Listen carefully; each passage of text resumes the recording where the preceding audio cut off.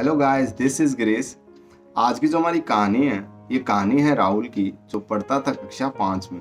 तो राहुल जो था वो पढ़ाई में बेसिक था, ज़्यादा अच्छा भी नहीं था और ज़्यादा बुरा भी नहीं था। टीचर जब भी क्लास में आती थी तो हमेशा कहती थी I love you to all.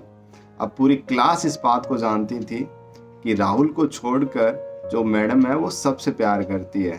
तो एक दिन एचएम साहब ने पूरा रिकॉर्ड और डाटा मंगवा लिया कि देखते हैं किसका प्रोग्रेस है, वो क्या कहता है।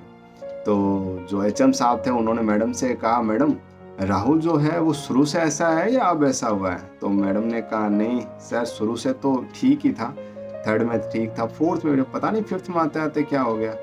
अब हुआ क्या था एक्चुअल में, जो राहुल थी उसकी मदर को कैंसर की वजह से डेथ हो गई थी। तो राहुल जो था वो डिप्रेशन में चला गया था। जैसे ही मैडम को इस बात का पता चला ना, मैडम रोज क्लास में जाती और मैडम कहती, राहुल है ना वो आप सबसे सबसे अच्छा लड़का है। बस यही जो छोटी छोटी बातें थी ना, वो राहुल को मोटिवेट करने लगी। फिर क्या था, आने वाले कुछ ही टाइम के अंदर जो राहुल था उसकी प्रोग्रेस रिपोर्ट और इम्प्रूव होने लगी।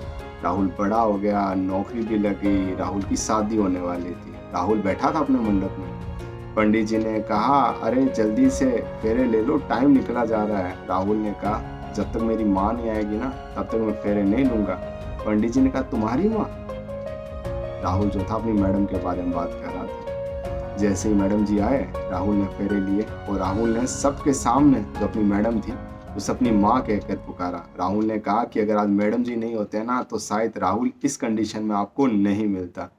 ये कहानी हमें मोटिवेट करती है कि अगर हमारे आसपास भी अगर भगवान ने हमें किसी के लायक बनाया है ना, तो आप ज़रूर उन लोगों के काम आइए। क्योंकि कहते हैं ना, हाथ से दिए हुए पैसे ज़रूर ख़त्म हो सकते हैं, लेकिन किसी की दी हुई दुआएं वो कभी भी ख़त्म नहीं होती है। क्या पता आपके एक छोटे से कदम से किसी का जीवन और किसी का भविष्य संवर जाए। तो कैसी लगी आपको मेरी ये कहानी? मुझे मेरे कमेंट सेक्शन में ज़रूर बताना। धन्यवाद।